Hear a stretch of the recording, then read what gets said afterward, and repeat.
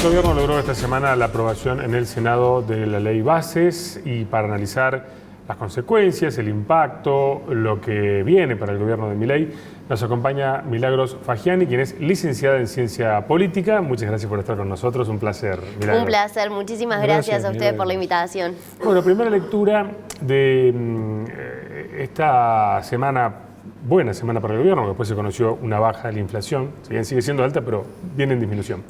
Pero en lo político era necesario, más allá de cómo terminó debatiéndose la ley, porque fue bastante diferente a lo que originalmente pretendía el gobierno, ¿necesitaba mostrar ese logro político?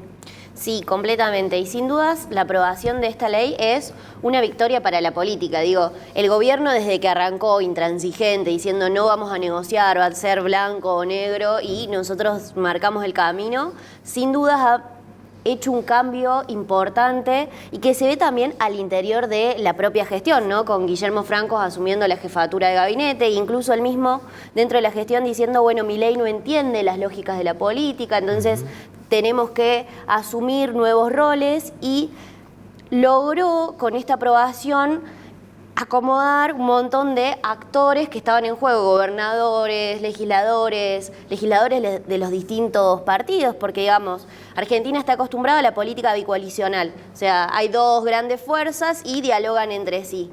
Y a su vez, en esa misma lógica, los gobernadores tienen mucho más peso, porque o son propios o son ajenos, pero en general suelen ser propios. Ahora tenemos muchos gobernadores que no tienen senadores o legisladores propios, y a su vez tenemos un gran abanico de fuerzas políticas con las que negociar, lo cual ha hecho que la política legislativa se vuelva más interesante que hace años, por lo menos. Claro, o sea, se empiezan a ver esos consensos que siempre reclamamos que hacían falta en la política. Se empiezan a ver por lo menos acuerdos mínimos o concesiones de ambas partes. Quienes estudian negociación dicen que una buena negociación es aquella en la cual todas las partes salen un poco tristes o un poco enojadas. Claro. Bueno, eso estamos viendo ahora. Hay intereses comunes, es necesario que el presidente que fue electo tenga la ley que avala sus políticas. En ese sentido, por eso también era muy importante la aprobación. Pero hubo muchas concesiones y eso hace también a la robustez de la ley, digamos, que la ley haya sufrido tantos cambios, que haya tenido que negociar con tantos actores, hace que sea un poco mejor para todos. Y eso creo que es una de las grandes fortalezas que tienen cuando funcionan y cuando hay cintura política y diálogo los cuerpos colegiados fragmentados como es el que tenemos actualmente. ¿Y qué opinás de lo que resultó, ¿no?, de la aprobación de la ley, con sus variantes y demás? Yo creo que es una ley que acompaña al gobierno con cosas mejores y peores, pero que deja conformidad. Lo que sí abre a un evento que no habíamos visto antes con una ley tan importante como es que vuelva de nuevo a la Cámara de Diputados, porque en realidad decimos se aprobó la ley, sí, pero no está 100% aprobada, porque tenía media sanción, fue al senador, y como en los senadores tuvo modificaciones, tiene que volver a ser aprobada en la Cámara de Diputados. Y algunos de los cambios que se hicieron en la Cámara de Senadores son también importantes, no sé, la quita del impuesto a las ganancias, que ahora sufrió modificaciones. Es importante porque afecta directamente a los gobernadores. Las ganancias son un impuesto coparticipable, entonces era un punto central en las discusiones. Y en esa centralidad va a ser importante también que el gobierno tenga cintura para volver a negociar ese proceso y cerrarlo relativamente largo, porque si no ya se estiran mucho los procesos, o sea, se estira mucho el tiempo en el cual se trata, se debate, y en el medio la gente ya cree que se aprobó. Ahora, ¿cómo se cambia? Porque en noviembre del año pasado el señor Massa, con el consenso de todos los gobernadores, sacó el impuesto a las ganas, mejor dicho, a los sueldos, ¿no es cierto? Y ahora estos mismos gobernadores que aprobaban que se derogara eso, hoy día piden que por favor se restaure el impuesto sobre los ingresos laborales. Sí. Es bravo, ¿no? Es impactante, y de hecho algunos de los gobernadores del peronismo se han manifestado en contra de que eso suceda. El caso del gobernador de La Pampa, que lo dijo públicamente, soy pampeana, entonces ahí por eso conozco ese ejemplo muy claramente, pero en ese caso se ha dicho, y sí, lo que querían los gobernadores era en realidad hacer coparticipable el impuesto país y que ganancias no desapareciera, exactamente. No sé si desapareciera, pero que queden los mismos términos que estaba como lo había dejado Massa. ¿Y qué opinas vos, como politóloga, sobre el rol de la oposición? ¿Se avisora a un líder o está muy atomizado? No, la verdad es que no veo líderes, veo muchos partidos fragmentados, digo, incluso entre el liderazgo en la Cámara de Diputados y la Cámara de Senadores de el radicalismo son muy distintos entre sí. De Loredo y Lustó no tienen nada que ver el uno con el otro. Lo mismo en el PRO, donde también Mauricio Macri asumió la presidencia, pero tiene ahí una puerta por lo que viene, y ni hablar del peronismo, donde empiezan a verse o se ven claramente cómo cada uno tira para su lado y no empiezan a mostrar un camino. Digo, en ese sentido, lo que vemos es que están todavía señalándose quién es el culpable, por qué llegamos hasta acá, cómo pasó, y no están viendo, bueno, qué sigue para adelante, que es la gran pregunta que tenemos, y mucho más de cara a las elecciones intermedias, que no falta tanto. Claro, y eso es lo que la sociedad percibe, porque de hecho Milei llega al poder a partir de un electorado cansado de lo que venía viendo, digámoslo así,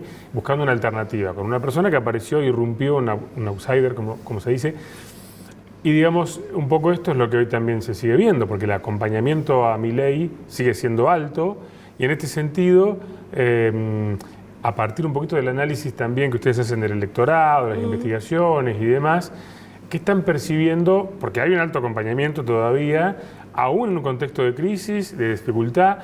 ¿Qué es lo que la gente sigue viendo en Milei? La gente sigue viendo en Milei expectativas para adelante. Dice, ahora estoy mal, en este momento estoy incómodo, me disminuyó el consumo, no tengo el mismo salario que tenía antes. Sin embargo, creo que es el camino y que esto nos va a llevar a verdaderamente estar bien. Entonces, cansados de los desequilibrios, de todos los problemas que teníamos hasta ahora, creen en esta propuesta política. La gran hazaña de Milei es haberle vendido un futuro a las personas, haberles vendido la esperanza en un proyecto para decir, bueno, calmo las expectativas que tengo hasta ahora y espero un poco más, y de hecho eso es lo que estamos viendo, que le están dando más o menos un año de changüí de paciencia para que vaya hacia adelante, lo cual es muy importante porque en un año se definen, por ejemplo, las listas para las elecciones intermedias. Claro. Así que es un número interesante. Y yo creo que de ahí viene, porque también, como decías vos, las fuerzas políticas hasta ahora no han traído resultados, y eso es lo más desesperante. El problema va a ser cuando, o si, Milei no trae resultados, ¿qué pasa? ¿A dónde van los electores? Ahí está el tema, porque, a ver, sabemos que nuestros problemas en lo económico, que hoy por hoy, lo que mencionabas recién, apremia a la gente, naturalmente tienen su correlato en lo político, ¿no?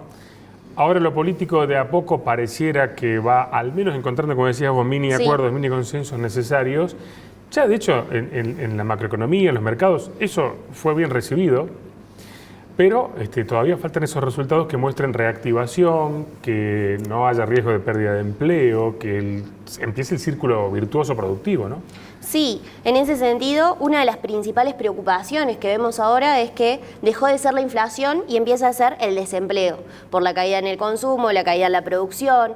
Entonces, aparece la preocupación por lo económico, y sí bajó la inflación. Ahora, si bajó la inflación por una recesión, ¿qué sigue para adelante? ¿Cómo se va a avanzar? Eso también es un poco la macroeconomía, y Argentina está estudiado, que se abren los mercados y esto funciona en un momento, pero automáticamente te baja el consumo, te genera un estrangulamiento externo, y es un problema a mediano plazo que es importante preverlo, por lo menos, que me parece que es lo que en este extremo, el que nos hemos pasado de lo que veníamos, no se está viendo. Argentina necesita puntos medios, y que creo que es un poco lo que se había logrado en general con la ley de bases, luego de todos esos debates y intercambios y negociaciones. Claro, sí, nuestros problemas es pasar de un extremo al otro en poco tiempo, sí, de una lo mismo banda a la otra. Pasa con la economía, pasa con la política exterior, digamos. Claro. Tenemos políticas de regionalismo, estamos trabajando con los distintos países de Sudamérica. Y después tenemos alineación automática con lo que Estados Unidos quiere. Ahora el presidente lo vemos en relación a Israel. Entonces, esas dificultades que son históricas o que al menos desde la vuelta a la democracia Argentina ha tenido, hoy las estamos viendo y las estamos viendo en una versión más extrema aún que las que conocíamos hasta ahora. Y por último, para cerrar, trayéndolo a Córdoba, en los últimos tiempos se buscó un acercamiento de parte del gobernador Sergio Llora a Milei. De hecho, cuando lo recibió el 25 de mayo y en algunas declaraciones, encuentro en Agroactiva y demás. ¿Qué lectura haces de la relación entre la Nación y la provincia de Córdoba? A mí me parece que Córdoba siempre, en los últimos 20 años, 24 años, ha tenido la capacidad de negociar con los gobiernos. Y esto del partido cordobés, del que hablaba Sergio Llora cuando asumió y que también viene de lo que ha logrado Hacemos por Córdoba, es alinearse distinto para poder negociar con el peronismo y poder negociar mucho más fue Juntos por el Cambio en su momento, Milei ahora, que es también hacia donde van los votantes cordobeses. Entonces, tiene ahí una tarea difícil, pero yo no veo un alineamiento total, sino más bien esta diferenciación a partir de encontrar una solución para garantizar recursos y gestionar esos recursos. Para varias obras pendientes que quedan. Y varias más cajas de jubilación y una serie de cosas. Sí. Bueno, Milagros, ya no tenemos más tiempo. Gracias, como siempre, un placer por un acompañarnos. gusto, muchísimas Muchas gracias. Milagros.